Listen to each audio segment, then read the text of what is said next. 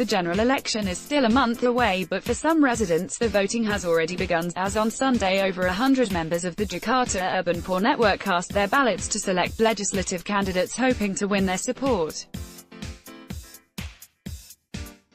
Taking place in Kampung Kunia, Pinangsia district in West Jakarta, the first ever convention was held to grill and select legislative candidates who promised to convey the group's aspirations when elected. The area is home to some of the JRMK's members who experienced forceful eviction in 2015. This is, however, not the first political move made by the JRMK, as they previously threw support behind then Jakarta Governor Joko Widodo and Anies Baswedan during their respective gubernatorial campaigns in 2012 and 2017. Anies had signed a political contract with the group in 2017 resulting in Kampung Improvement Program Community Action Plan (CAP) and permits for Bekik header cab drivers to operate again in certain areas of the capital city. The group, comprising low-earning residents that are often sidelined in the city's policies and prone to crackdowns and eviction, invited candidates seeking a seat in the Jakarta City Council (DPRD), the House of Representatives and the Regional Representatives Council (DPD), to present their ideas to try and win the support of the JRMK. While no DPD candidates registered for the convention, 5 DPRD candidates and 2 House candidates from 5 political parties took turns to convince JRMK members. After the presentation and question and answer session, 5 representatives from each neighborhood unit (RT) grouped under JRMK cast their votes.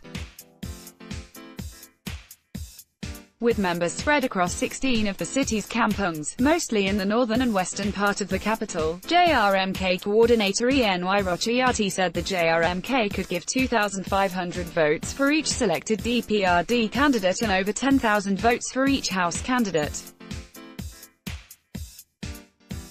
The issues raised during the convention included what the candidates would do if elected to revise the city's spatial planning. The issue matters for the group as many of its members currently live in areas considered to be illegal based on the existing zoning system, even though they have lived there for decades. The other issues are about kampung and economic welfare improvement. But the candidates' presentations appeared to fall flat for the participants. Actually, the presentations from all candidates were not satisfying. They just seemed to campaign for themselves without understanding the core issues we want him to address, ENY said. But we chose based on their commitment, as we plan to conduct more meetings with them.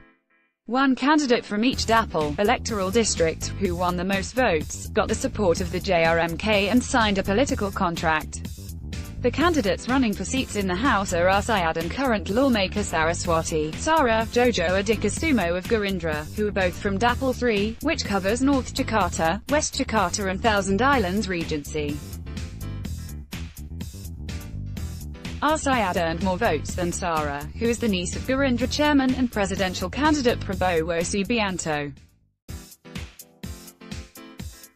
During his presentation, Arsayad claimed he would support the JRMK, despite admitting that he would play a less significant role in overseeing Jakarta than members of the city council. Candidates for the DPRD include Nursi Madara of the National Mandate Party, PAN, a longtime vendor at Tanah Abang Traditional Market, who was the sole candidate at the convention from Dapil 10, which covers Grogol Petamburan, Taman Sari, Kebun Jeruk, Palmyra and Kembangan, all in West Jakarta.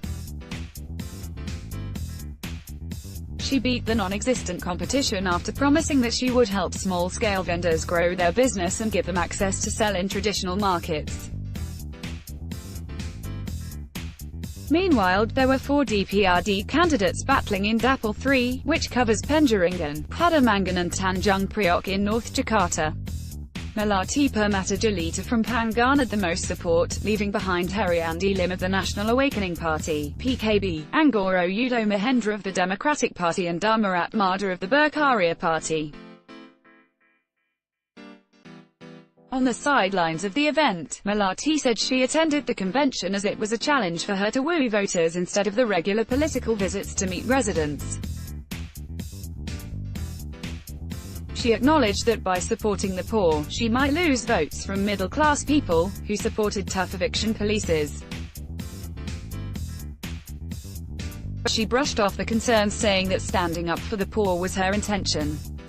"I attended this convention because I know there are not many people who care about poor people," she said.